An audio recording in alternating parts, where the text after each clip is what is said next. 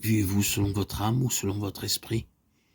Ceux qui vivent selon la chair sont ceux qui, en pensée et en acte, vivent selon les affections de la chair, tandis que ceux qui vivent selon l'esprit pensent aux choses de l'esprit. La vie de l'esprit, la joie de l'esprit, l'impulsion de l'esprit, la liberté de l'esprit. Car l'affection de la chair donne la mort, mais la pensée de l'esprit produit la vie et la paix. Les deux sphères sont clairement dépeintes dans ce verset, l'âme dominée par la chair, la sphère terrestre, ou bien l'âme dominée par l'esprit, la sphère céleste. Soyez renouvelés dans l'esprit de votre entendement. Éphésiens 4, 23, dit Paul. L'entendement, qui est une partie de l'âme, dominée par l'esprit, doit devenir spirituel. Il y aura une âme spirituelle et une âme charnelle. L'âme spirituelle, pleine de sagesse, est seule ouverte aux pensées de Dieu, que Dieu nous enseigne ce que c'est que d'avoir une âme renouvelée, une âme spirituelle purifiée et dominée par l'esprit, et non par la puissance charnelle. Une âme capable de penser sagement et clairement les pensées de Dieu. Pour terminer, l'apôtre écrit aux Galates, marchez selon l'esprit et vous n'accomplirez pas les désirs de la chair, Galates 5, 16. Quand vous réaliserez la demeure du Saint-Esprit dans votre esprit et que vous lui permettrez de diriger tout votre être lorsque vous marcherez selon l'esprit, alors seulement vous obtiendrez la maîtrise complète sur les désirs de la chair. Vous pouvez demander d'être délivré de telle ou telle habitude de la chair.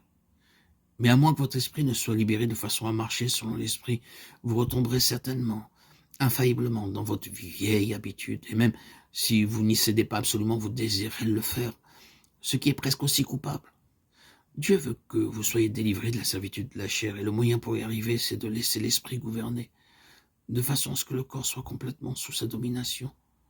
Nous voyons dans le Seigneur Jésus, au tombeau de Lazare, comment l'esprit travaille en maître, dominant les armées du mal. Jésus frémit dans son esprit.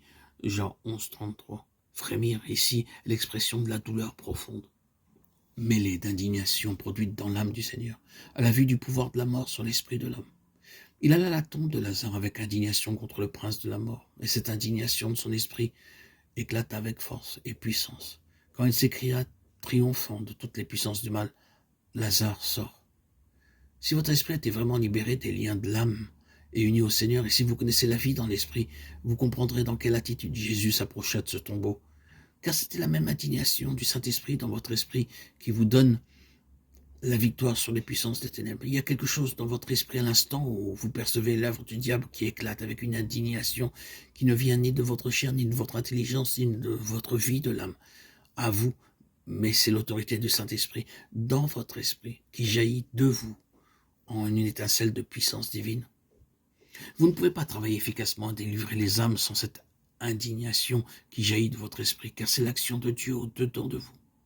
Et ceci ne devient possible en vous que quand Dieu, le Saint-Esprit, a revêtu votre esprit de son revêtement divin.